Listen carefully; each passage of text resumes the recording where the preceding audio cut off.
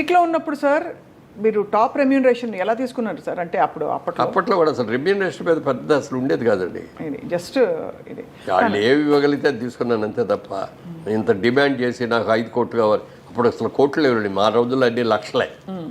10 లక్షలు కావాలి, 20 లక్షలు కావాలని కూడా ఏ రోజున అడగల.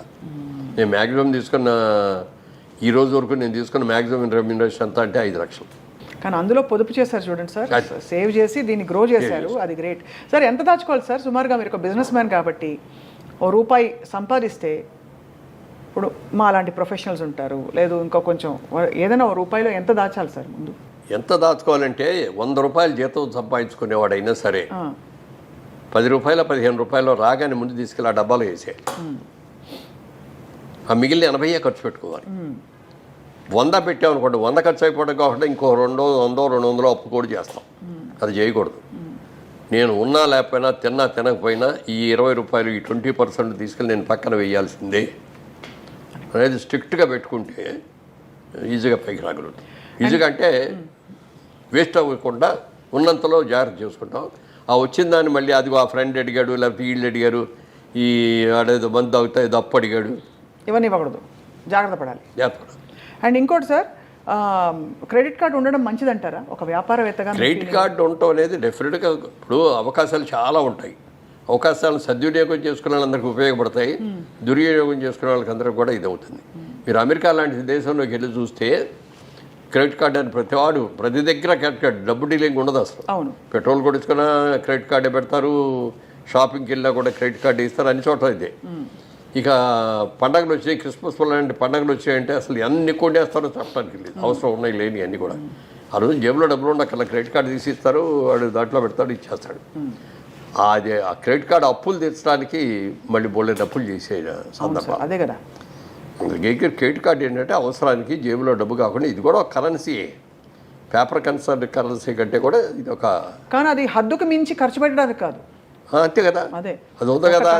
రేపు చూసుకుందాలే, వచ్చే నెల కడదాంలే అని అనుకుంటే అప్పు చేయడం చాలా తేలిక, కానీ అప్పు తీర్చడంలో సేవ్ చేసుకోవడం అనేది చాలా కష్టం. అది తెలుసుకోవాలి. స్టాక్ మార్కెట్లో డబ్బులు పెట్టచ్చా సార్? ఇవన్నీ మౌలిక సూత్రాలు. అసలు పెట్టండి, నాకు దాని మీద నమ్మకం లేదు. స్టాక్ మార్కెట్లో మీరు ఎప్పుడు భూమినే నమ్ముకున్నారు, లేదంటే వెంచర్స్ ఏదైనా వెంచర్ ఉంటే దానిలో పెట్టారు? నేను పార్లమెంట్లో కూడా మాట్లాడేటప్పుడు ఒక కథ చెప్పాను. ఒక రోజున ఒక వ్యాపారి వచ్చాడు పల్లెటూరులోకి. వచ్చేసి మీ ఊళ్ళో కోతులు ఉన్నాయని తెలిసింది, కోతులు కొంటాను నేను, కోతికి 10,000 చొప్పున ఇస్తాను అన్నాడు. ఊళ్ళో వాళ్ళందరూ పిచ్చాడు చూసి ఈడేంటి కోతులు కొనుక్కోవటం ఏంటి, కోతికి 10,000 ఇవ్వటం ఏంటి అని అందరూ చూశారు. ఎవరో కొంతమంది ఈడేదో 10,000 ఇస్తున్నాడు కదని చెప్పి 4 కోతులు 10 కోతులు తీసుకెళ్ళి వాడికి ఇస్తే అందరికీ 10,000 ఇచ్చాడు. వెళ్ళిపోయాడు. వాడు వెళ్ళిపోయిన తర్వాత నిజంగా కోతికి 10,000 ఇచ్చారంటే ఇచ్చారండి నేను చూపించాడు. ఈసారి మనం జాగ్రత్త పడాలి అనుకొని నెక్స్ట్ టైం వాడు ఇంకో నెలలో వచ్చాడు. మళ్ళీ ఈసారి 15,000 ఇస్తానన్నాడు కోతికి. అందరూ ఎగబడ్డారు. ఓ 50% మనుషులు ఎగబట్టారు, కోతులు తీసుకొచ్చారు, ఇచ్చారు.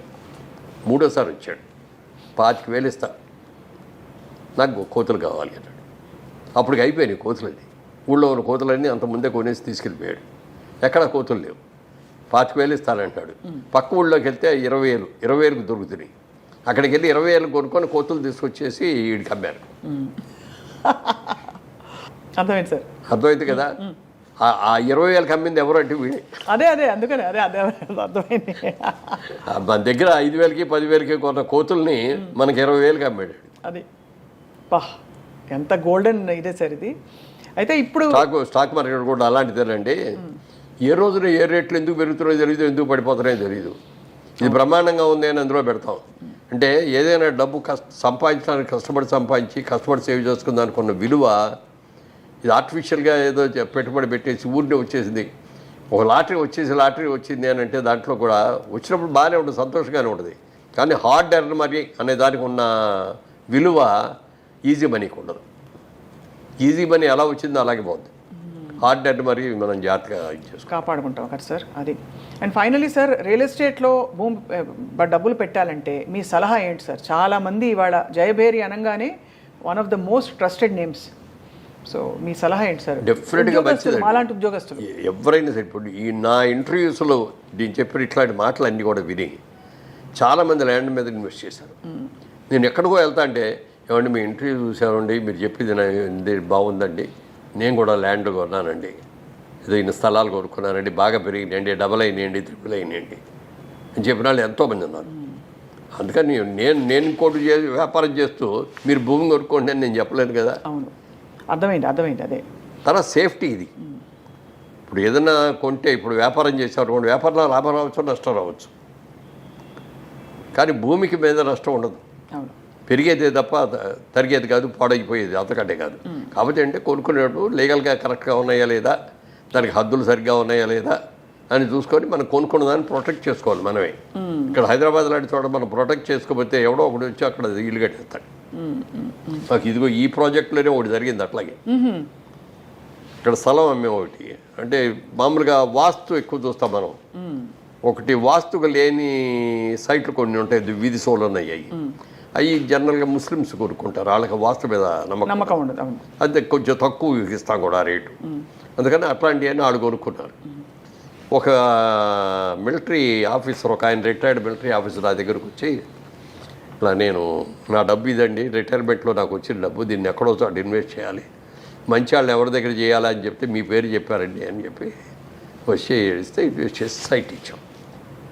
కొనుక్కున్నాడు. సంవత్సరానికి ఒకసారి వచ్చి కనపడి ఇక్కడికి వచ్చి ఏమండి అని సైట్ చూసుకొని వచ్చేవాడు. కూర్చొని కాసేపు కాఫీ కదా వెళ్తూ ఉండేవాడు. ఓ రోజున వచ్చి, ఏమంటే నా స్థలంలో ఎవడో ఇల్లు కట్టేశాడండి అన్నాడు వచ్చి. మీ స్థలంలో ఎవడో ఇల్లు కట్టడం ఏంటంటే అని వెళ్ళి చూస్తే నిజంగానే ఆయన స్థలంలో ఇల్లు కట్టేశాడు. ఎవర్రా నువ్వు అని అడిగితే, నాదేనండి, నేను కొనుక్కున్న సైట్ కదా అన్నాడు. ముస్లిం అన్న అతను. నీ సైట్ పక్కది కదా, ఇది కాదు కదా అంటే, ఏమనండి ఇదే అనుకున్నానండి నేను అన్నాడు. మరి ఎట్లా ఇప్పుడు నన్ను నా సైట్ తీసుకోమనండి అన్నాడు. నీ సైట్ వాస్తుకి ఎకనిస్ట్ వాడు తీసుకోడు అయినా, నువ్వు కొనుక్కో ఇప్పుడు ఆ స్థలం అన్న. అంటే నా దగ్గర డబ్బులు ఉన్న డబ్బులని పెట్టి ఇల్లు కట్టారని నా దగ్గర డబ్బులు ఏం చేయాలి?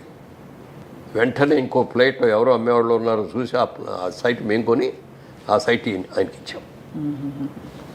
ఇవ్వగా ఆయన ఎంత ఆనందపడిపోయాడంటే, ఎంతమంది దగ్గరికి వెళ్ళి చెప్పాడు ఇది చెప్పడానికి. ఆ పాజిటివ్ న్యూస్ని స్ప్రెడ్ చేస్తే వీళ్ళ దగ్గరికి వెళ్తే నమ్మకం, గ్యారంటీ అనేదాన్ని.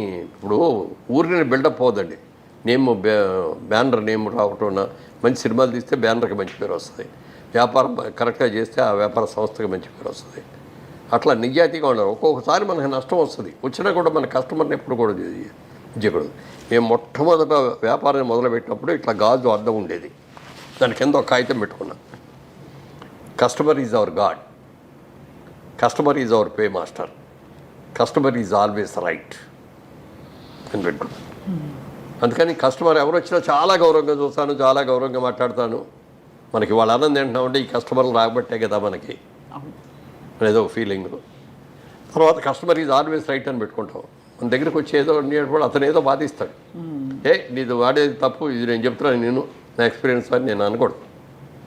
అవునండి మీరు చెప్పింది కరెక్టేనండి, కానీ నాది వచ్చిన సలహా అండి అని మనం అట్లా వెళ్ళాలి తప్ప అసలు తప్పని అనకూడదు ఎప్పుడు కూడా. కస్టమర్ ఆయన పాయింట్ ఆఫ్ వ్యూలోకి మనం వెళ్ళాలి. అవును సార్.